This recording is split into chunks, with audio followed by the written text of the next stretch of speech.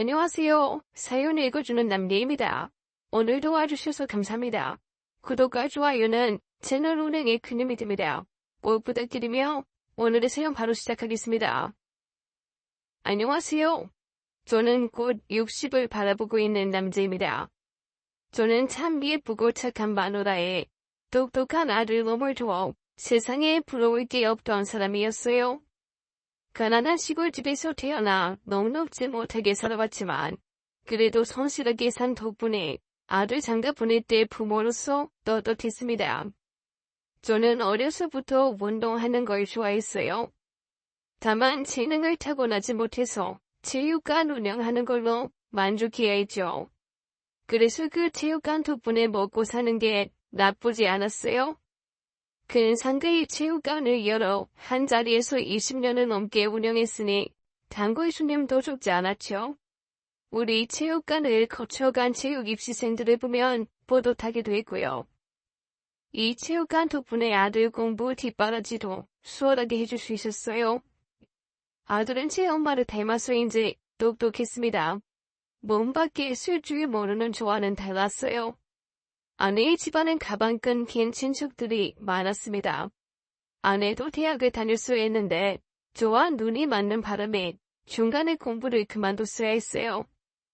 아내가 대학교 1학년에 다니고 있을 때 저와 만났고 저는 아내에게 첫눈에 반했습니다. 아내도 제게 반하기는 마찬가지였어요. 그러니 만난 지 100년 만에 우리의 소중한 아들이 생긴 거였지요. 임신으로 인해 아내는 집에서 쫓겨나다시피 했고 전 그런 아내에게 미안한 마음에도 성실하게 살려고 노력했습니다. 하는 일이 잘 될 때마다 이 모든 게 아내 덕이라고 생각했어요. 아내가 집안 살림이며 아들의 교육이며 뭐 하나 빠짐없이 참 잘했거든요. 아내가 집안에서 중심을 잘 잡아주니 제가 일에 집중할 수 있었던 거였죠. 아내가 정성으로 키워낸 아들이 명문대이라고 대기업에 들어갔을 때 우리 부부는 서로를 안고 등을 토닥여 주었습니다.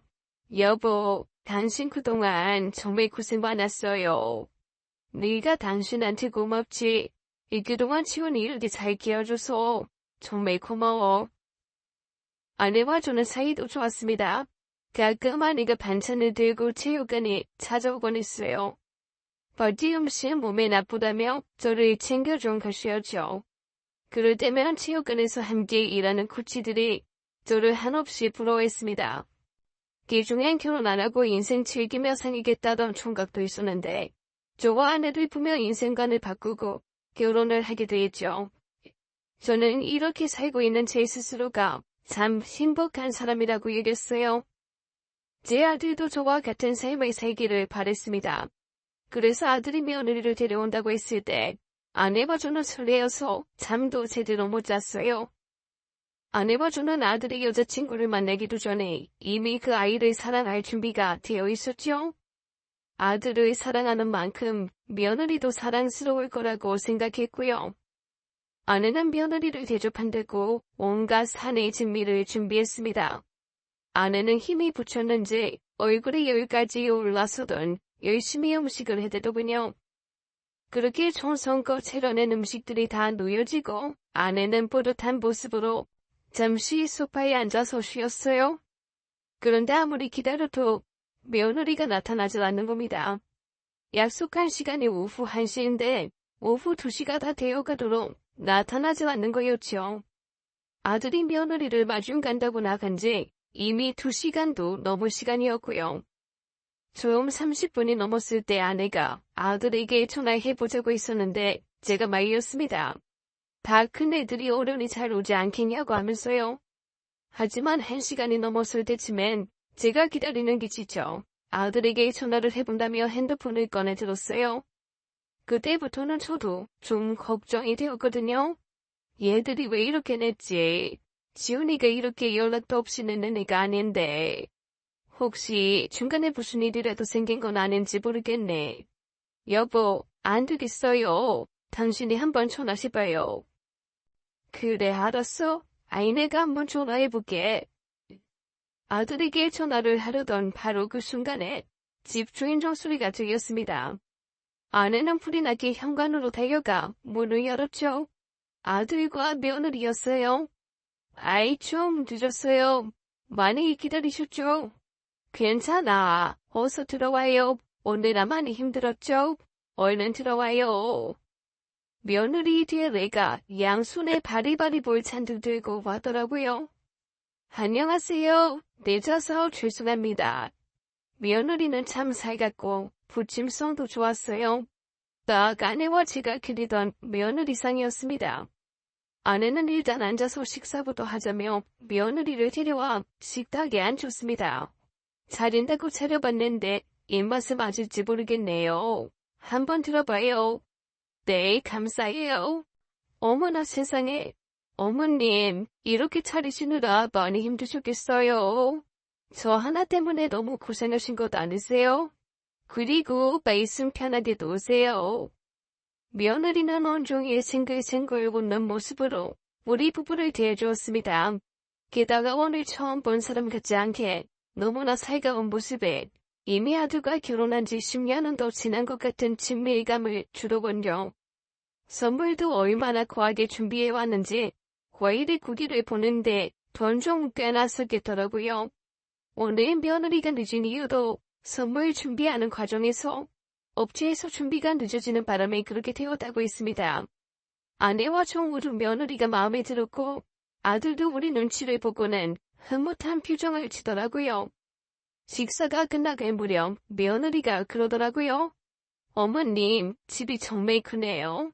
저 살면서 이렇게 큰 집은 처음 봤어요. 집 구경 좀 시켜주세요. 아이고, 1층만 채워놓고 2층은 좀 지저분해서 다음에 오면 그때 구경시켜줄게. 에이, 어머님. 2주 쳐놓고 가족들 사람인데 그렇게 격식 안 차리셔도 돼요. 정말 집이 너무 예뻐서 그래요. 제가 디자인 전공한 사람이다 보니까 예쁜 걸 보면 못 지나치거든요. 집안 곳곳에 어머님 센스가 돋보이는데 다른 것도 너무 보고 싶네요. 그래요, 엄마. 내가 본 중에 오늘이 제일 깨끗해 보이는데요. 아내는 아들 얼굴을 한번 흘겨보고는 며느리를 데리고 일어났습니다. 며느리는 얼마나 말도 청산유수처럼 살았는지 결국 아내는 며느리에게 집 구경을 시켜주었어요. 초면에 결혼 전 인사하는 자리에서 집 구경이라는 게 실례인 행동이겠지만 그 당시 분위기는 집 구경 시켜주는 게 이상할 것도 없는 상황이었어요.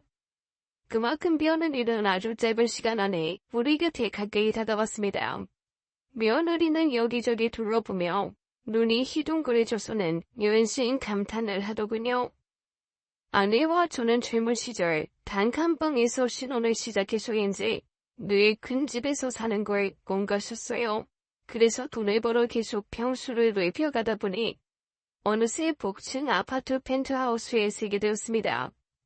며느리는 이렇게 좋은 집에서 사는 게 부럽다며 내게 대단하다며 지켜 세워주더라고요.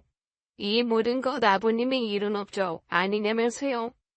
며느리는 의상 디자인 학과를 졸업해서 온라인 쇼핑몰을 운영한다고 했습니다. 생각보다 운영하는 게 쉽지 않아서 아직 수입은 많이 안 난다고 하더군요.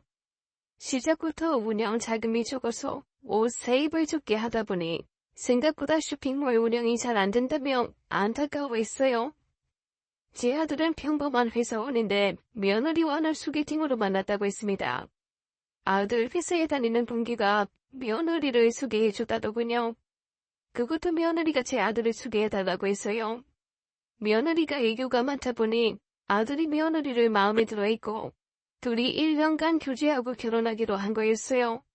둘은 서둘러 결혼식 준비를 해나갔습니다.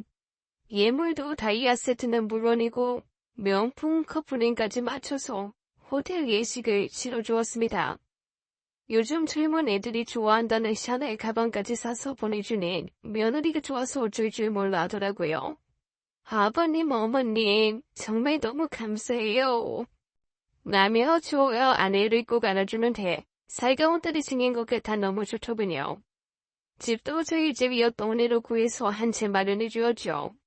반면 며느리 친정집이 여유로운 편이 아니라 저희는 받은 게 이불 반상기가 다였습니다. 그래도 며느리가 우리에게 잘하니 서운한 점 하나 없었어요. 그저 아들과 며느리에게 이만큼 해줄 수 있는 게 참 감사하고 열심히 살아온 보람이 있구나 라는 생각이 들었지요. 결혼 후에는 며느리는 여전히 우리에게 잘했습니다.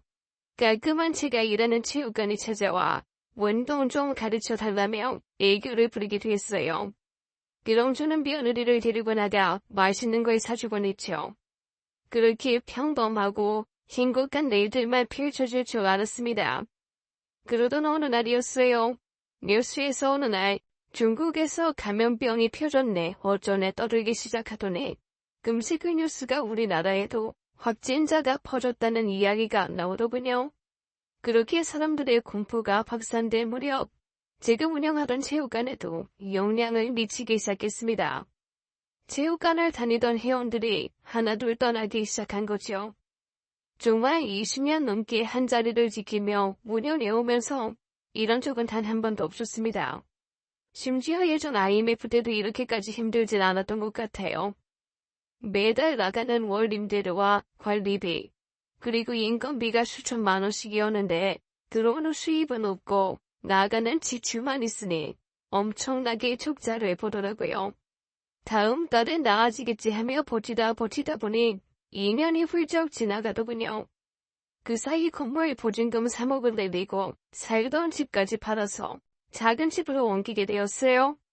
돈 잘 벌 때야 70평 복층 아파트 관리비 정도야 걱정 없이 냈었죠. 하지만 수입이 끊기고 나니 100만 원이 넘게 나가는 관리비가 무섭더라고요. 회원들에게 전화를 돌리고 홍보 등등 별짓을 다 해봐도 사정은 나아지질 않았어요. 결국 저는 그렇게 2년을 버티다가 권리금도 못 챙기고 체육관을 정리해야 했습니다. 그동안 함께했던 직원들도 모두 해고해야 했고요. 오늘이 자네들 마지막 근무날이야. 내가 능력이 좋아서 자네들이랑 오래 함께했으면 좋았겠지만 그러지 못해서 미안해. 퇴직금은 당장 주긴 어렵고 지금 침대에 놨으니까 팔리는 대로 입금해 줄 테니까 걱정도 하지 말고. 다들 그동안 고생 많았어.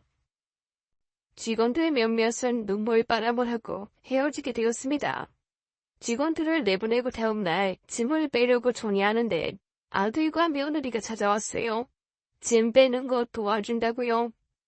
아빠, 힘내세요. 다른 일 찾다 보면 더 좋은 일도 많을 거예요. 맞아요, 아버님. 다른 체육관에 일자리 구해보시는 건 어떠세요? 그 누구의 말도 위로가 되진 않았어요. 아빠로서 면이 안 서고 제 자신이 자꾸 초라하게 느껴졌죠. 아이들을 일찍 집에 보내고 아내와 남은 집을 정리했어요. 아내가 제게 괜찮다고 말해주는데 그때는 그 말이 귀에 들어오지도 않더라고요. 집에서 매일 술을 마셨습니다. 복층 아파트는 원래 잘 안 팔리는데 때마침이 산다는 사람이 있어서 시세보다 싸게 팔았습니다. 복층 아파트가 팔리자마자 직원들 퇴직금을 정산해 주었어요. 그리고 작은 집을 구해 이사를 들어가게 되었습니다. 작은 집으로 이사하던 날 아내는 이상할일만 조용했어요. 제게 위로도 질타도 그 어떤 말도 하지 않더라고요. 나 하나 믿고 시집온 아내에게 호강시켜주겠다고 떵떵거리던 과거의 내가 부끄러웠어요. 아내에게 많이 미안하기도 했고요. 그날 저는 속으로 정말 피눈물을 흘렸습니다. 이사를 모두 마치고 나자 퇴근한 아들과 며느리가 찾아왔어요. 그날 우리 부부의 집을 처음 본 아들은 무척 놀라더군요. 집에 비해서 짐이 너무 많아 보여요. 필요 없는 집은 저희 집에 당분간 갖다 놓으셔도 돼요. 무슨 소리야. 우리 집이 뭐 얼마나 넓다고. 그대도 태어날 텐데. 아버님, 그러지 마시고 이참에 미니멀 라이프 실천해보시는 건 어떠세요? 요즘 간소하게 사는 삶이 대세더라고요. 45평이면 넓은 거지. 방도 4개라 하나는 남잖아. 며느리가 아들 허리 뒤춤을 꼬집자 아들이 오만상을 찌푸렸습니다. 니들 집에 침 놔둘 일 없어. 나 다시 재기하면 그 집 다시 사서 이사 갈 거다. 저도 그랬으면 좋겠네요. 아우, 냄새. 이게 무슨 냄새지? 며느리가 코를 치며 여기저기 킁킁대더니 베란다 문과 주방 하부장을 열어보더라고요. 어머, 웬 치아실 냄새 같은 게 난다 했더니 곰팡이가 있었네. 자기야, 미안한데 우리 애한테 안 좋을 것 같아서 난 여기서 저녁 못 먹을 것 같아. 자기는 먹고 와. 난 차에서 기다리고 있을게. 햄버? 아니 무슨 곰팡이 좀 핀 거 가지고 그렇게 예민하게 굴어. 문 닫아놓으면 별로 나지도 않은구만. 내가 휘몸이면 나도 그냥 참고 여기서 밥 먹었지. 근데 뱃속에 애기 때문에 그래.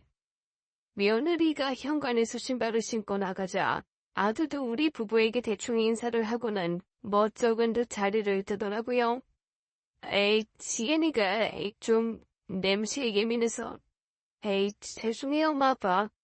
오늘 이사 도와드리지도 못해서 저녁이라도 한 끼 사드리려고 했는데 이제가 다음에 주말에 시간 내서 올게요. 아내는 아들 며느리의 행동에 어이없어 하며 대꾸도 안 하고 어안이 펑펑한 표정으로 지켜보기만 하더군요. 아들 며느리가 가고 나니 집안에 정막이 흘렀습니다. 그 정막을 깨고 아내가 말했어요. 힘든데 잠근 침대에 허리 펴고 눕시다. 아내는 침대에 대자로 뻗어 누웠어요. 저도 그 옆에 나란히 누웠습니다. 그곳에 누워있으니 옛 생각이 나더군요. 처음 아내를 만나 단칸방에서 살던 신혼집이 떠올랐어요.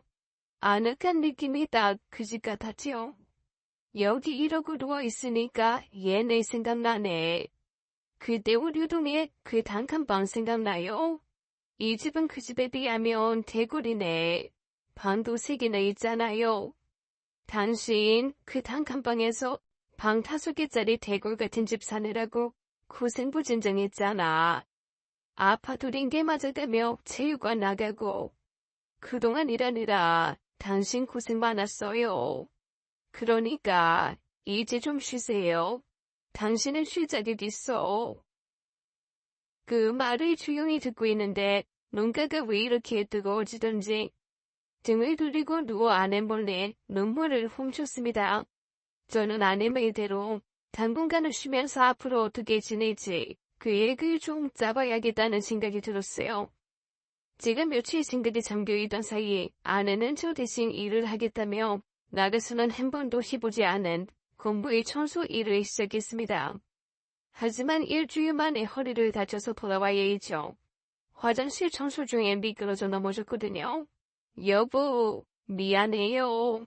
안 그래도 당신 힘든데 내 몸까지 이렇게 돼서. 아니야. 아이 내가 더 미안하지. 내가 정신 차리고 다른 애 빨리 구했으면 당신이 이렇게 다칠 일도 없었을 텐데. 내가 미안해 여보. 저는 아픈 아내를 뒤로하고 뭐라도 해야겠다 싶어서 아르바이트 자리를 알아보았습니다. 미래 계획은 잠시 쉬어보려고요. 정처 없이 집을 나와 상가 주변을 돌아다녔어요. 아르바이트 전단지 붙은 게 있으면 일자리를 구하려고 했습니다. 그런데 음식점들도 다들 장사가 안 되는지 발에만 날리더군요. 다시 한번 체육관이 떠올라 가슴이 아팠어요. 그렇게 아무 생각 없이 걷다 보니 꽤 멀리까지 걸어왔더군요. 집에서 걸어서 한 30분 정도 떨어진 옆 동네였어요. 그런데 그 동네에 희한하게 장사가 잘 되는 집이 하나 있었습니다. 이야, 아이 사람들 감염병이다 뭐다 해도 먹고 싶은 거 못 참고 먹으러 오나 보네. 그 식당은 정말 맛집이었는지 사람들이 바글바글했습니다. 게다가 유리문 앞에는 구인 공구까지 붙어 있었어요. 저는 사막에서 바늘이라도 찾은 것처럼 기쁜 마음으로 얼른 그 식당으로 들어갔습니다. 제가 나이는 좀 있어도 운동하던 사람이라 체격이 좋다 보니 그 식당 사장님이 마음에 들었나 봐요. 오늘부터 당장 일해 줄 수 있냐고 하더라고요. 저는 그곳에서 일을 시작하게 되었어요. 갈비집에 숯불 넘는 일이었는데 시급이 꽤 좋았습니다. 식당 뒤편에서 숯불을 피우는 게 편한 일은 아니었어요.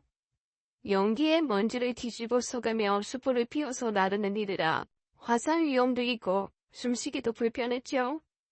하지만 이 시국에 이런 일이라도 하게 된 것에 감사했어요. 게다가 오랜만에 몸소감며 일하고 나니 뿌듯했습니다. 집으로 돌아가니 아내가 놀라더라고요. 당신, 이게 무슨 냄새예요? 당신 머리에서 숯불 냄새가 나요. 나 오늘부터 갈비집 숯불 알바 시작했어. 힘든 일 아니에요? 이 세상에 안 힘든 일도 있나? 그래도 이 시국에 장사 잘 되는 고깃집이 있어서 나 같은 사람도 일할 수 있어서 뭐 다행이지. 그래도 숯불 다루는 거 위험하니까 조심해요. 알겠어. 아이 그나저나 오늘 애들은 다녀갔어요. 며느리도 지훈이만요. 아내의 대답에 마음 한구석에 서운함이라는 감정이 싹 트더군요. 며느리는 어느 순간부터 예전의 며느리가 아니었습니다. 임신해서 예민해져서 그렇겠지라고 생각해보려 노력했지만 솔직히 아내도 저도 며느리의 달라진 태도를 뻔히 느끼고 있었어요.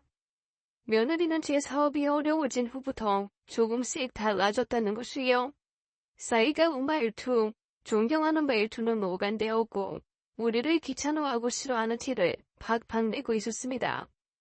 아내가 다쳤다는 소식에 얼굴 한번 내비치지 않는 게 그 증거였죠. 고작 한다는 건 전화로 말만 번지르르 하게 해대는 거였어요. 어머님, 오늘은 좀 어떠세요? 제가 가서 어머님 챙겨드려야 하는데 저도 홀몸이 아니라서요. 정말 죄송해요. 대신 제가 어머님 빨리 나으시라고 기도 많이 드릴게요. 항상 똑같은 립 서비스가 다였어요. 그나마 아들이 시간 내서 찾아와 제 어미를 챙기는 건 참 다행이라는 생각이 들었습니다. 그래도 아들은 인성 빠르게 키웠구나 싶었죠. 하루는 아내가 병원에 가야 하는 날이었어요. 저는 일을 하고 있으니 데려다 줄 수가 없어서 며느리에게 부탁을 하게 되었습니다. 그동안 코빼기도 안 보이는 며느리가 괘씸해서 일부러 더 부르려던 것도 있었어요. 그래도 시아버지인 제가 직접 며느리에게 부탁하면 한 번 정도는 들어주겠지 하는 마음으로 전화를 했습니다. 오늘 너희 시어머니가 병원에 가야 하는데 내가 오늘 일을 나가야 해서 말이다. 혹시 네가 시간 괜찮으면 대신 가줄 수 있냐? 어머, 아버님 일 시작하셨어요? 무슨 일이요? 그냥 뭐 소일거리지. 아무튼 오늘 시간 괜찮니? 어쩌죠? 제가 요새 좀 바빠서요. 며느라, 왜 너 임신 전에 퇴사하지 않았냐? 요새 다시 일하는 거야. 아니요, 제가 임신 중인데 무슨 일을 할 수가 있겠어요. 하긴 이것도 일이라면 일인가? 저 오늘 태교육아 가야 되거든요. 그러니까 어머님 병원 시간을 바꾸던지 아니면 아버님이 아르바이트를 빼고 가시던지 해보세요. 그리고 제가 휘몸도 아닌데 이런 부탁하시는 거 좀 불편하네요. 너무나 단칼에 거절하는 며느리의 태도에 뭐라고 뒷거할 새도 없이 며느리는 바쁘다며 전화를 끊었습니다. 제가 큰 집에서 살고 체육관 일도 잘 될 때는 며느리가 간이고 쓸개고 내줄 것처럼 잘해줬어요. 그런데 체육관이 망하고 사는 게 변변치 않아지니 우리를 은근 무시하는 것 같았지요. 이게 다 체육관 건설을 제대로 못한 내 탓인 것만 같아서 너무 속상하고 자존심도 상했습니다. 결국 아내는 예전 아파트 이웃 주민이었던 아내의 친구의 도움을 받아 병원에 가게 되었습니다. 며느리가 저렇게 행동하는 데는 제 아들 탓도 있는 것 같아서 제가 아내 앞에서 아들 놈 탓을 해댔습니다. 며느리가 저렇게 우리를 무시하는 게 우리 아들 탓도 있어. 며느리가 저렇게 행동하는데도 지훈이가 그런가 보다 하고 넘어가니까 며느리가 우리를 우습게 보는 거잖아. 여보, 무슨 말이 더 그렇게까지 해요. 애들이 뭐 일부러 그랬겠어요? 애들도 바쁘고 일정이 있으니까 그런 거겠죠. 지훈이야 회사 가서 안 되고 며느리도 훌몸 아니잖아요. 그러니까 너무 나무라지도 말고 못마땅해 하는 티도 내지 말아요. 이게 다 내가 다친 탓이잖아요. 그래도 지훈이야 그렇다 치더라도 며느리는 당신 다치고 나서 몇 번이나 와봤어? 단 한 번을 와보지도 않잖아. 그냥 그런가 보다 하고 말아요. 한번 밉게 보기 시작하면 끝도 없어요. 아내의 말에 지훈이를 불러 한바탕 혼을 내줄까 하다가 말았습니다. 그렇게 3, 4개월 정도 시간이 지나고 아내의 허리가 다 나아갈 쯤이었어요. 며느리가 출산을 하게 되었어요. 임신 중에 태교다 뭐다 해서 별별 운동을 다 하더니 결국 제왕절개를 해서 아이를 낳더군요. 저는 고지식한 사람은 아니라서 필요하다면 제왕절개를 하는 것도 괜찮다고 생각합니다. 그런데 며느리가 제왕절개를 한 이유가 너무나 황당했어요. 아들이 며느리가 제왕절개를 할 것이라고 하기에 혹시 사돈댁에서 좋은 날을 정해주신 건가 싶었습니다. 그런데 그런 이유가 아니었어요. 출산할 때 아기가 나오면서 여자로서의 성기능이 떨어질까봐 그렇다고 하더군요. 아무튼 그런 건 며느리의 선택이니 그런가 보다 하고 말았습니다. 그런데 며느리가 왜 그래야 했는지 나중에 진짜 이유를 알고 나서 경악하게 되었어요. 우리 집안에 손주가 생기고서 저와 아내는 좀 밝아졌습니다. 안 좋은 일이 있으면 좋은 일도 있다더니 손주가 바로 그 좋은 일이었죠. 산후조리원에서 유리 너머로 아기를 보는데 얼마나 예쁘던지 아기가 집에 오면 자주 보러 와야겠구나 생각했어요. 하지만 그건 정말 저와 아내만의 생각이었나 봅니다. 며느리가 조리원에서 태어난 후에 저희 집에 한 번은 오질 않더라고요. 아들 말로는 아기가 아직 너무 어려서 감염을 조심해야 돼서 그렇다고 했습니다. 예쁜 아기를 사진으로만 볼 수밖에 없었어요. 아기가 태어난 지 3개월이 지나서야 우리 부부를 초대해 주더군요. 아기가 어찌나 예쁘던지 그렇게 한번 보고 오면 눈앞에 아른거리곤 했습니다.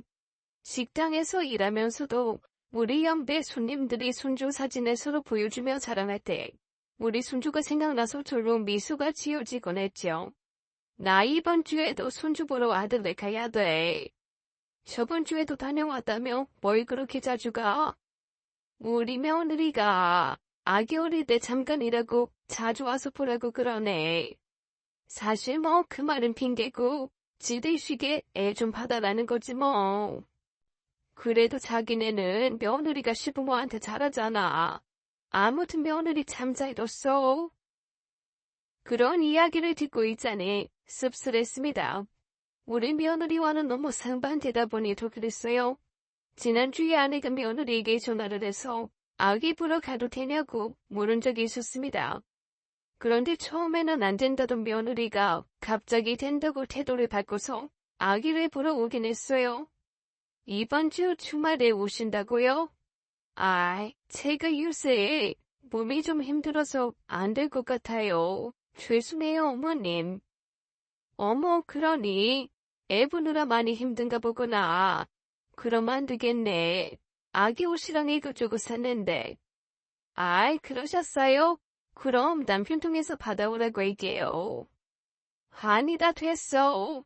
그냥 관품에다가 다음에 네가 오라고 할 때 그때 다시 사서 가던지 하마. 그게 언제가 될지 모르겠지만. 아니에요, 어머님. 뭘 그렇게 귀찮게 반품에다가 다시 사고 그러세요. 이번 주에 그냥 저희 집에 오세요. 그때쯤 되면 제 몸도 좀 나아질 거예요. 그래도 어머님이 우리 아기 위해서 사오신 송이가 있는데 제가 힘들어도 어머님 아버님 초대하는 게 맞죠. 정말 울며 겨자 먹기로 아들의 집에 가게 되었어요. 선물을 받은 며느리는 잠시 입이 귀에 걸렸지만 우리 부부를 대접하는 건 싫었는지 저녁 먹을 시간이 되자 갑자기 배가 아프다며 식사는 다음에 하자고 하더라고요. 솔직히 며느리 술이 훤히 보였지만 아들 부부 싸움에 실마리를 주고 싶지 않아서 그런가 보다 하고 나왔어요. 며느리 눈치가 보여서 아기도 못 보는 처지가 처량하게 느껴져서 손님들 대화에 속이 쓰린 거였죠. 그러던 어느 날 충격적인 비보를 듣게 되었습니다. 제 하나뿐인 형이 죽었다는 소식이었어요. 형의 시신이 한국으로 오고 있다고 했습니다. 제 형은 형수님과 미국으로 건너가 살다가 그곳에서 이혼을 하고 외로운 삶을 살고 있었어요. 가끔 형과 안부 전화를 주고받곤 했는데 목소리에서 외로움이 묻어나곤 했죠. 형님, 이제 그만 한국으로 들어와서 사는 게 어때요? 이제 와서 무슨 한국에 가봐야 아는 사람도 없는데 뭘. 얘도 여기 사는 게 보수도 더 좋고, 인사이던 대로 난 여기서 사는 게 편하다. 거참 고지 그만 부리고, 내 옆에 와서 살라니까 그러네. 거기 낯선 외국 땅에 아무리 오래 살아봐야, 형님은 그냥 이방인 아니요. 말년엔 몸 아프고 그러면 병원비도 많이 들 텐데, 이제 그만 은퇴하고 넘어와요. 내가 이래봐도, 이 약 먹는 것도 하나 없고, 은근 건강 체질이야. 너나 몸 건강 잘 챙겨. 그나저나 네 형수는 연락 온 적 없지. 형수님이 나한테 연락 올 일이 뭐가 있어요. 노란 머리 남자 좋다고 간 사람을. 형님, 여직 형수한테 미련 있어? 미련은 무슨, 야 이놈아 헤어진 지가 언젠데. 그러니까요. 헤어진 지가 언젠데. 아직도 형수 안 부르고 그래. 설마 그래서 아직 그 외국 땅에 살고 있는 거요? 형수가 돌아오기라도 할까봐. 형수님은 바람이 나서 형님을 떠나셨어요? 결혼 10년 만에 형수님이 임신을 하고 형님은 나라가 되기 뻔했어요. 하지만 출산하는 날 노란 머리 아기가 나왔다고 하더군요. 형수님이 결혼 10년 만에 바람이 난 거였어요. 형님은 자신이 용서해 줄 테니 형수님에게 돌아오라고 했습니다. 아기도 자기가 키우겠다고요. 하지만 형수님이 애 아빠를 찾아갔다고 했죠. 그 후로 형님은 미련을 버리지 못한 채 형수님이 돌아오기만을 바라며 살아간 것 같아요. 형수님이 형님을 떠난 후 미안함이 제게 가끔씩 연락해서 미안하다며 형님을 잘 챙겨달라고 했던 적이 있었습니다. 3, 4년에 한 번씩이요. 그런데 그마저도 제 나이 50줄에 들어서면서부터는 한 번도 연락이 온 적이 없어요. 그럼에도 불구하고 형님은 제게서 형수님의 연락을 묻곤 했죠. 제 형은 참 불쌍한 사람입니다. 이 세상에 다시 없을 해바라기 로맨스를 꿈꾸는 남자인데 여자를 제법 만난 거죠. 사실 형수님 입장도 이해가 안 가는 건 아니었어요. 형님이 미국에서 오토바이 사고로 남자 구실을 할 수 없게 된 거였으니까요. 아기를 너무도 원했던 형수님은 다른 방법을 택한 것뿐이었죠. 그 희생양은 형님이 된 거였고요. 그랬던 형님이 돌아가시고 그 시신이 한국으로 건너오고 있다는 연락을 받았으니 그 충격이 이루 말할 수 없었습니다.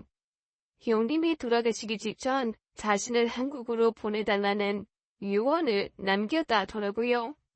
제게 장례를 치러주길 바란다는 이야기였어요. 아내와 함께 장례를 치르게 되었어요. 지온이도 휴가를 내고 큰아버지 장례식장에 3일간 머물렀습니다. 하지만 며느리는 아기 핑계를 대며 오지 않았어요. 인생의 허무함이 느껴졌습니다. 형님이 낙상사고로 너무나 갑작스럽게 돌아가신 거였거든요. 아내는 슬픔에 잠긴 제게 잠시 일을 쉬는 게 어떠냐고 했어요. 하지만 저는 오히려 일을 쉬지 않는 게 슬픈 생각을 덜할 것 같았죠. 그 집에서 숯불을 나르다 보니 잡생각이 들지 않더군요. 그러다 퇴근하고 집에 오는 길엔 어김없이 형과의 어릴 적 추억이 떠오르며 눈가가 촉촉해지곤 했어요. 그러던 어느 날이었어요. 그날도 어김없이 숯에 불을 피우고 숯불을 나르고 있었습니다. 그런데 낯익은 얼굴이 눈에 보이더군요. 다름 아닌 제 며느리였어요. 며느리가 제 또래 여자들과 함께 우르르 식당 안으로 들어왔습니다. 숯불을 나르다 잠깐 서서 며느리를 쳐다보니 며느리도 저를 향해 시선을 돌리더라고요. 저는 인사를 하려고 손을 드는데 며느리는 고개를 푹 숙이고는 황급히 식당 안 룸으로 들어갔어요. 분명히 눈이 마주쳤는데도 저를 모른 채 한 거였습니다. 그 모습에 제 얼굴이 다 화끈거리더라고요. 며느리가 저를 창피해한 것이었으니까요. 결국 저는 김 씨에게 저 대신 3번 룸에 숯불을 올려달라고 부탁했습니다. 3번 룸의 방문이 열릴 때마다 며느리가 하하푸푸 웃는 게 보이더군요. 그러다 저와 눈이 마주치면 정색을 하며 고개를 돌렸습니다. 식사가 방으로 들어가고 나서 얼마 후에 며느리가 나와 화장실로 가더군요. 잠시 후 제 전 앞에 소리가 울렸습니다. 여보세요? 아버님, 행여라도 저한테 아는 체 하지 마세요. 저 지금 초리와 동기모임 온 거란 말이에요. 아버님이 여기서 일한다는 거 알면 지원 씨랑 우리 아기랑 무슨 망신이에요? 뭐, 망신? 너는 내가 갈비집에서 숲을 아르는 게 창피하냐? 그럼 이게 자랑스러울 일이에요. 아르바이트 하신다기에 체육관 코치라도 하고 계신 줄 알았더니 이게 뭐예요? 차라리 하실 거면 먼 동네 가서 하시지.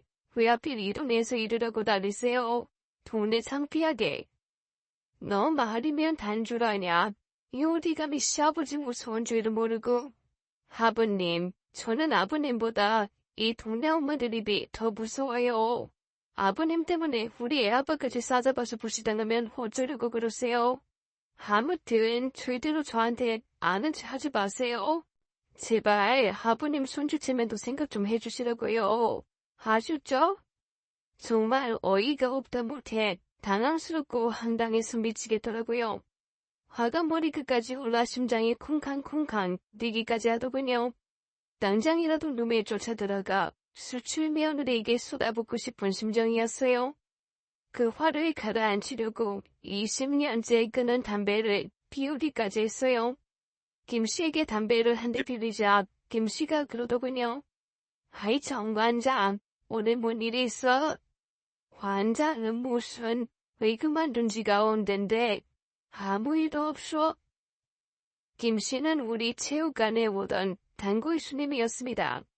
그런데 김씨는 동네에서 신선구이집을 운영했었는데 감염병 사태로 문을 닫고 갈비집에서 일을 하게 된 사람이었어요. 저와 처지가 같은 사람이었죠. 아무 일도 없긴.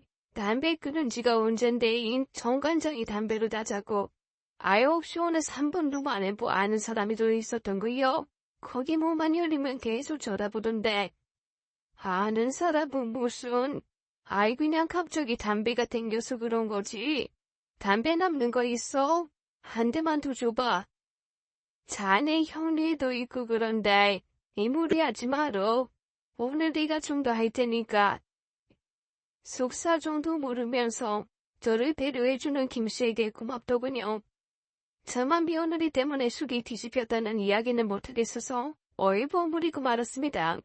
참, 이렇게 피 한 방울 안 섞인 남도 나한테 신경을 써주는데 내 아들놈 와이프식이나 되는 며느리는 왜 저 모양인지 속이 상했어요.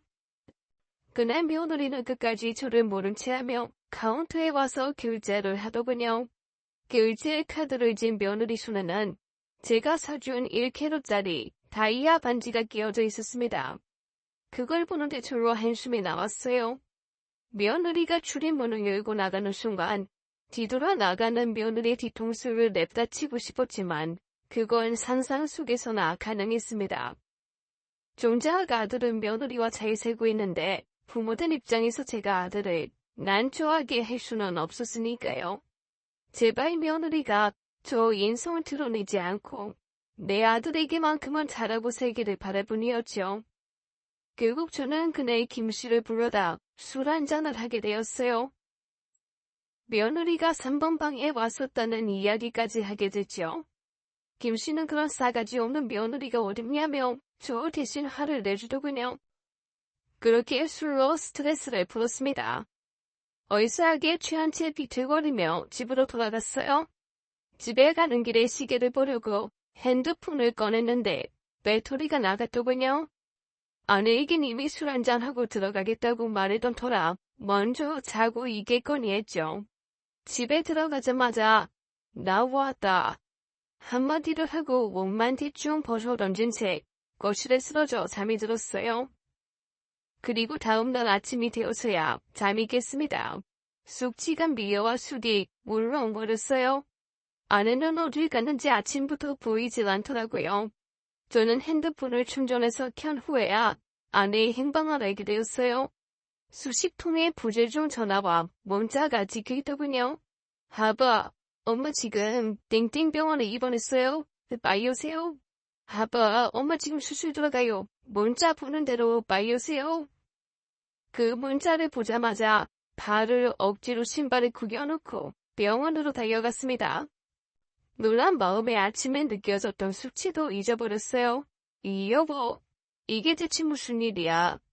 엄마 지금 마취 깨는 중이라 네 정신없으실 거예요. 이게 대체 어떻게 된 거야? 뺑소니인가봐요. 엄마가 아빠 마중 나가러 나가다가 그만. 뭐?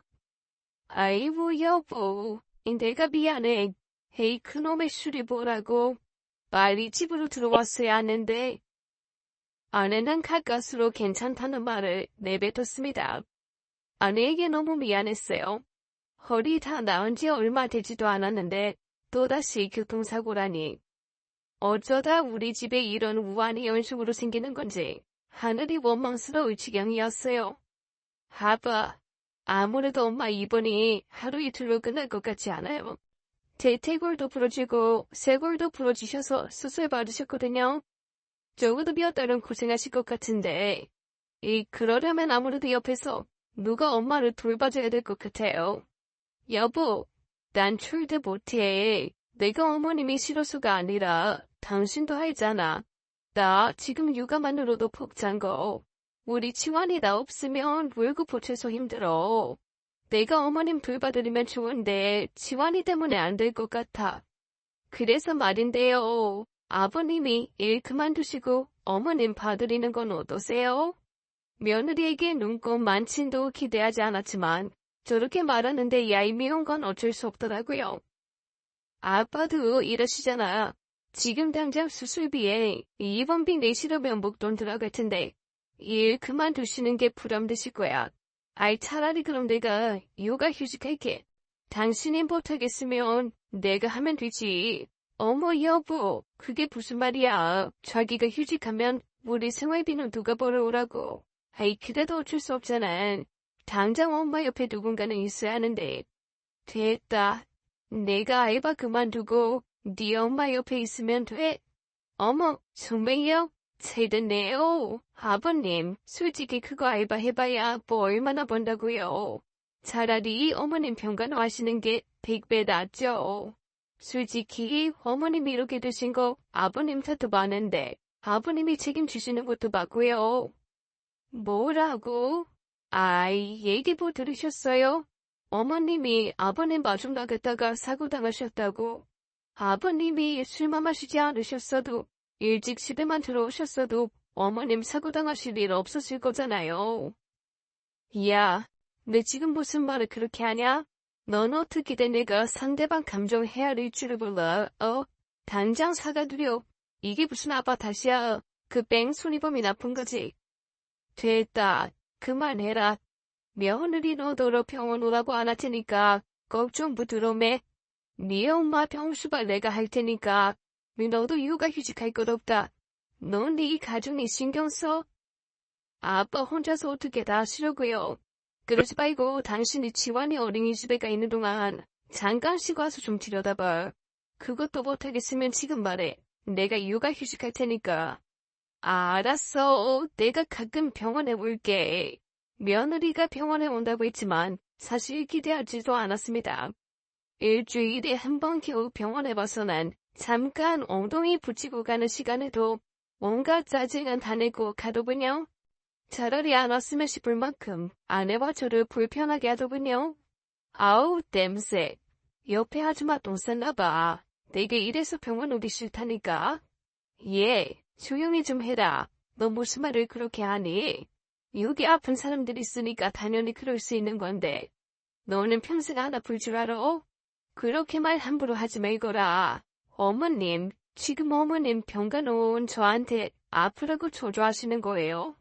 냄새 나니까 난다고 한 건데 그게 나쁜 건 아니잖아요. 아유, 내가 쟤한테 뭔 바람아들을 못하겠네. 예, 또 지환이 데리러 갈 시간 안 됐니? 그만 가보거라. 지환이 푸느라 바쁠 텐데 굳이 여기 올 것 없어. 정말이죠? 분명히 어머님이 줘오지 말라고 하신 거예요. 나중에 딴소리 하지 마세요. 괜히 저랑 치환이 아빠 싸움나니까. 아내는 기가 차서 말도 안 나오는지 에휴하고 신음소리를 내며 고개를 돌리더라고요. 며느리는 딱 2번 왔는데 그중에 한 번 왔을 때는 향수에 화장을 잔뜩 하고 와서 병실 사람들이 전부 한 소리씩 했었습니다. 병실 사람들 보기도 창피하고 정말 아내 말대로 안 왔으면 싶더라고요. 와왔자 별로 도움되는 것도 없었고요. 그렇게 화장에 향수를 뿌리고 와서는 주리온 모임 가야 된다면서 급하게 나가는데 주리온 안 가본 사람은 어디 서러워서 살 수가 있나 싶었습니다. 아들은 주말마다 제 엄마 걱정된다며 하루도 빠짐없이 들렸어요. 하루는 병원비 중간 정산을 하려고 통장을 집에서 챙겨온 날이었습니다. 웬일인지 그날 며느리가 일찍부터 병원에 왔더라고요. 아들이 시켜서 제가 먹을 음식들을 챙겨온 모양이었어요. 아버님, 이거 김치랑 고추장이에요. 입맛 없을 때 드시라고 지환이 아빠가 사가라네요. 그럼 전 이만 가볼게요. 그래, 고맙다. 그런데 잠깐만 너희 시어머니 좀 보고 있어라. 네가 병원비 납부 좀 해야 해서 잠시 은행에 좀 다녀오마. 인상을 찌푸리며 손목시계를 보던 며느리가 저를 쳐다도 안 보고 말하더군요. 아, 알았어요. 빨리 갔다 오세요. 부탁을 해놓고도 마음이 편치 않았어요. 병실 문을 나오는데 전화가 한 통 걸려오더군요. 받아보니 광고 전화였어요. 얼른 핸드폰을 다시 주머니에 넣고 불이 나게 은행으로 갔습니다. 그런데 은행에 도착해서 주머니 속 통장을 꺼내려고 보니 통장이 사라지고 없더군요. 저는 놀란 마음으로 걸어왔던 길을 다시 되돌아가며 길바닥을 살펴보았어요. 병실 문 앞에 도착할 때까지도 통장을 찾을 수가 없었습니다. 아, 이게 발이 달렸나? 이 도대체 어디 간 거야? 그런데 그때 며느리가 병실 문 바로 앞에 서 있더군요. 그리고 며느리의 손에는 제 통장이 들려 있었습니다. 며느리는 통장을 펼친 채 그곳에 있는 숫자를 뚫어져라 쳐다보고 있었어요. 허겁지겁 달려온 저를 보고는 더 놀란 토끼 눈을 뜨더군요. 아버님, 이게 뭐예요? 20억? 제가 지금 숫자 잘못 쓴 거 아니죠? 그거 일이 내놔라. 아버님, 이 돈이 다 뭐예요? 아버님 손에 체육관 망한 거 아니었어요? 설마 손에 백부님 돌아가시고 뭐 재산이라도 상속받으신 거예요? 며느리가 눈치 하나는 정말 빠르더군요. 뭐 그렇게 됐다. 그동안 내 돈 아니라고 생각해서 지연이 아직도 말 안 했던 건데 뭐 아무튼 그냥 모른 척 해라. 이걸 왜 모른 척해요? 당연히 지연 씨도 알아야죠. 아버님 돈이 곧 지연 씨 돈인데 안 그래요? 아버님은 이렇게 큰 돈을 갖고 있으시면서 오중 KB집에서 하루도 안 쉬고 슈퍼레이버를 다 하셨어요. 정말 대단하세요. 존경스러우세요. 일하는 어르신들 얼마나 보기 좋아요. 젊게 사시는 것 같고. 저는 언제나 아버님을 존경하고 있었답니다. 아시죠? 제 마음. 그럼요, 알죠. 며느리 마음. 단 1분 1초 만에 무시하는 시아버지를 존경한다며 처세를 바꾸는 저 간사함을 당연히 알죠. 그때부터 며느리는 처음 우리 집에 인사 오던 날처럼 입안에 혀처럼 굴었습니다. 다음 날부터 하루도 빠짐없이 병원에 들리는 건 물론이고 안 하던 요리까지 해서 산해진 밀을 가져와 바치게 됐어요. 병실 사람들이 며느리를 볼 때마다 같은 사람 마냐며 놀래서 눈이 희둥거려질 지경이었죠. 갑자기 우리 부부에게 잘하는 며느리의 속이 훤히 보였지만 그냥 하는 대로 내비뒀습니다. 어디까지 이 통장에 충성을 바치나 한번 보자 하는 심정이었죠. 어머님, 천천히 드세요. 어구, 잘하셨어요. 여기 물도 드세요. 꼭꼭 씹어서 드셔야 소화도 잘 돼요. 며느리는 마치 제 아내의 시녀와도 같았어요. 얼마나 시중을 잘 드는지 제가 봐도 놀랄 정도였지요. 휴지가 필요하면 척척 대령하고 물이 빌 틈이 없이 부지런히 떠다 봐줬습니다. 아내가 퇴원을 하고 집으로 돌아오고 나서도 며느리의 효부 행동은 계속되었어요. 아내의 고동이 불편했는데 며느리가 화장실까지 모셔가니 한편으론 고마울 따름이었죠. 참 돈이 뭔지 이게 힘이 대단하긴 한가 보다 싶었습니다. 그러던 어느 날이었어요. 김씨가 그동안 병문안을 못 와봐서 미안하다며 쉬는 날 하루 시간 내어 집으로 찾아왔습니다. 아내와 짧게 인사를 나눈 뒤 김씨가 저를 따로 부르더라고요. 할 말이 있다면서요. 저기 말이야. 아이 자네 며느리라는 애. 아이 혹시 얘가 총관장네 며느리요? 김씨가 뜬금없이 자기 핸드폰을 꺼내서 사진첩을 열어 사진 한 장을 보여주더군요. 그곳에 화장을 진하게 하고 챙이 넓은 모자를 퐁 둘러쓴 채 갈비를 먹는 여자는 다름 아닌 제 며느리였어요. 맞아. 아유 우리 며느리가 또 갈비집에 왔었어. 아유 오긴 왔는데 아유 웬 남자랑 같이 왔더라고. 자네도 알잖아. 내가 치훈이 어릴 때부터 봐서 얼굴 아는 거. 아이 근데 치훈이가 아닌 다른 남자더라고. 에이 설마. 제가 못 믿는 눈치이자 김씨가 사진을 몇 장 더 보여주는데 정말 제 아들이 아닌 다른 남자와 함께 있는 사진이었습니다. 그것도 아주 다정하게요. 누가 봐도 연인이 실 법한 행동들이었어요. 쌈을 싸 먹여주는가 하며 서로 눈웃음을 치는 것 하며 연인 분위기가 물씬 났죠. 그 중에 한 사진 속의 며느리와 남자가 계산을 하고 문을 나서는 사진이었는데 그 남자가 내 며느리의 엉덩이를 만지는 사진이었습니다. 또다시 심장이 뛰더군요. 며느리가 제게 전화를 걸었던 그 갈비집에서처럼요. 아무리 미친 강아지처럼 날뛰는 며느리였지만 내 아들을 기만하는 건 절대로 그냥 넘어가면 안 되는 일이었어요. 아이 그나저나 자네 며느리 겁도 없어. 이렇게 훤한 대낮에. 아이 그것도 자기 시아버지가 일하던 식당에서 말이야. 아이 이게 말이 되는 거야. 내가 사실 한두 번을 본 게 아니여. 아무래도 안 되겠다 싶어서 자네한테 오늘 이야기하는 거고. 저는 김씨를 돌려보내고 나서 고민의 일세였습니다. 그 갈비집이 얼마나 맛있으면 내가 일을 그만두자 불륜남을 데려와서 몰래 갈비를 먹고 가는 건지 정말 겁도 없더라고요. 그런데 한 가지 더 신경 쓰이는 건 상대 불륜남이었어요. 왜냐하면 제 손주와 너무나 닮은 인상 때문이었죠. 제 아들과 며느리는 모두 친한 쌍꺼풀이었는데 이상하게 손자만 외꺼풀이어서 이상하다고 생각했었어요. 그런데 딱 그 남자가 외꺼풀이더군요. 그걸 본 순간 촉이 오더라고요. 저는 결국 고민 끝에 아들에게 이야기를 꺼냈습니다. 아들은 김씨가 보내준 사진을 보게 되었고 특별히 어떤 반응을 보이지 않더군요. 아빠, 미안해요. 이런 사진이나 보시게 해서. 제가 부족한 탓인가 보네요. 아무튼 잘 알겠으니까 너무 걱정하지 마세요.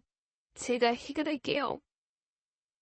그렇게 며칠 아들에는 조용했습니다. 아들이 이대로 모른 척 묻고 가려는 건가 싶어 걱정되는 마음도 들었어요. 이렇게 한번 신뢰가 깨졌는데 다시 붙어 사는 게 어디 쉬운 일인가요? 하물며 제 아들이 그런다고 생각하니 부모로서 마음이 답답할 뿐이었죠. 얼마 후 온 가족이 집에 모인 날이었습니다. 제가 아이들에게 할 말이 있다며 불러 모았거든요. 며느리는 내심 뭐라도 기대한 듯 입이 귀에 걸려서 집으로 찾아왔더라고요. 아마 재산 증여를 염두한 것 같았어요. 제가 아이들에게 말을 꺼내려고 하자 아들이 먼저 선수를 치더라고요. 아빠, 엄마, 입주 사실 요즘 회사가 많이 힘들어졌어요. 아마 이번에 구조조정할 것 같은데 어쩌면 제가 그 대상이 될지도 몰라요. 아니, 제가 그 대상이에요. 미안해 여보. 내가 능력 있는 사람이 못돼서. 아니 여보. 그렇게 힘든 일이 있었으면 일찍 얘기하지. 당신한텐 든든한 아버님 어머님이 계신데 무슨 걱정이야. 괜찮아. 일이야 금방 또 구할 수 있겠지. 그렇게 말해주니 고맙네. 난 당신이 나한테 크게 실망할 줄 알았는데. 그나저나 네가 마음고생이 심해지고 있구나.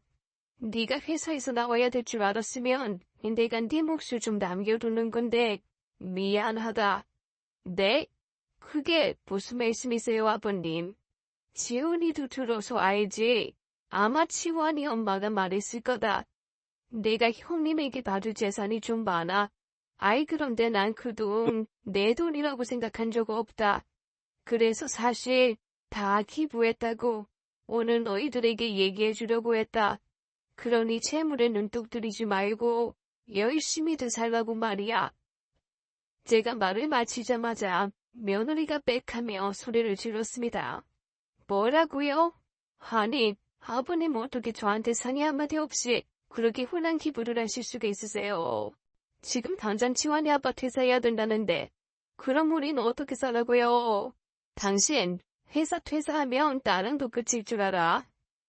너 방금은 지훈이가 회사 새로 구하면 된다고 얘기해놓고 손바닥 뒤집듯 이게 무슨 막말이야. 끝이라니. 그럼 지훈이랑 이혼이라도 하겠다는 얘기야. 그까지 이혼이 대수해요? 분 한 푼 없는 거지 됐다는데. 아, 짜증나. 그럼 그동안 내가 수배이던 거 그거 일당으로라도 계산해서 줘요. 나 억울해서 못 참겠으니까. 뭐야? 아니 너 원래 이런 애였니? 얘가 보자 하니까. 보긴 뭘 봐요. 당신네 식구들 진짜 별로다. 물려줄 돈 한 푼도 없으면서 이런 식으로 며느리 갖다가 부려먹으면 안 되지. 사람들이 말이야 양심이 있어야지. 누가 너한테 우리 돌봐달라고 하던 네 발로 와서 해놓고는 그게 다 헛된 욕심 탓 아니냐. 아버님이야말로 돈으로 사람 간보면서 그러시는 거 아니죠. 설마 아버님이 일부러 통장 흘리고 가신 거 아니에요? 저 어떻게 하나 보시려고요. 맞죠? 당장 그 입 닫지 못해 너를 이런 애였어? 나한테 온갖 알람방구 새색지면서 간쓰게 내줄 것처럼 보이더니 이젠 내가 회사에서 잘린다니까 눈에 뵈는 게 없지. 나도 너 같은 와이프 필요 없어. 잘됐네. 이혼해. 당신도 원하는 것 같으니까 협의 이혼하면 되겠네. 며느리의 그 말이 떨어지자마자 아들이 사진을 며느리 얼굴에 던졌습니다. 위자료 소송도 같이 할 거니까 그런 줄 알아. 이 빈대 같은 년. 누가 무서워할 줄 알고. 이혼해. 소송해. 너도 어차피 빈투이토리랑 오래 갈 생각 없었어. 그날 아들과 며느리는 완전히 갈라섰어요. 아들은 위자료 소송에서 3천만 원을 받았습니다. 이혼 판결이 나던 날에 저는 법원 앞에 서 있었습니다. 며느리가 저를 보며 눈을 흘기더군요.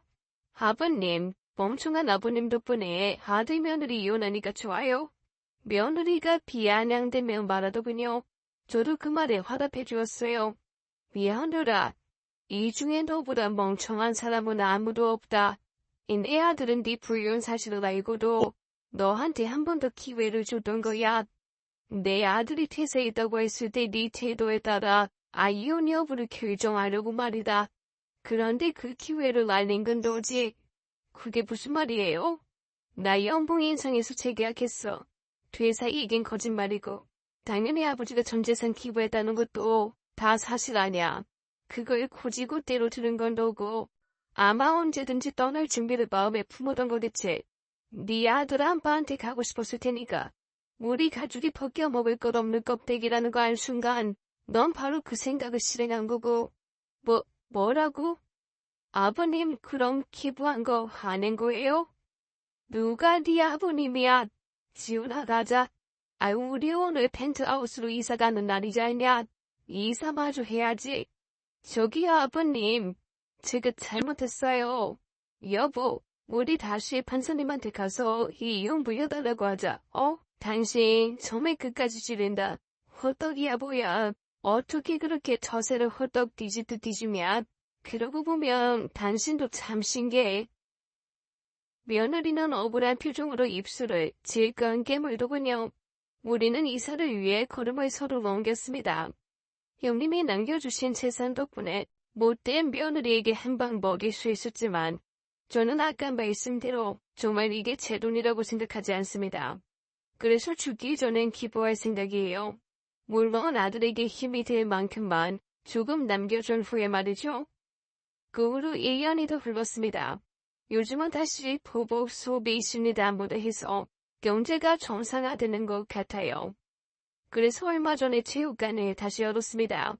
예전 하던 자리에서 하면 좋겠지만 그때 한참 많이 까먹은 바람에 작은 상가에서 시작하게 되었어요. 함께 일했던 선생님도 한번 모셔왔습니다. 그 친구도 감염병 사태로 한동안 다른 일을 했다더군요. 음식 배달 일을 했다는데 아무래도 그건 자기 체질이 아니라며 다시 체육관에 올 수 있어서 기쁘다고 하네요. 저는 이제 힘 닿는 내일까지 이 체육관을 운영하며 살고 싶습니다. 아내는 예전 유디뼈가 다 붙었고 요즘은 열심히 근력 운동을 하고 있어요. 안타깝게도 뺑소니 법은 못 찾았습니다. 그놈도 어딘가에서 벌을 받고 있겠죠. 저는 그렇게 생각하거든요.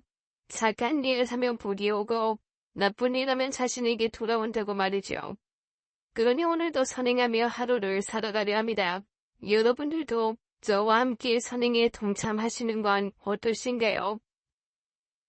지금까지 사연 읽어주는 남녀였습니다. 끝까지 함께 해주신 여러분 감사드리며 저희는 다음 사연으로 돌아오지요. 감사합니다.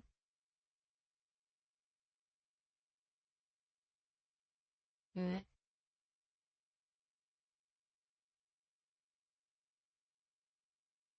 네.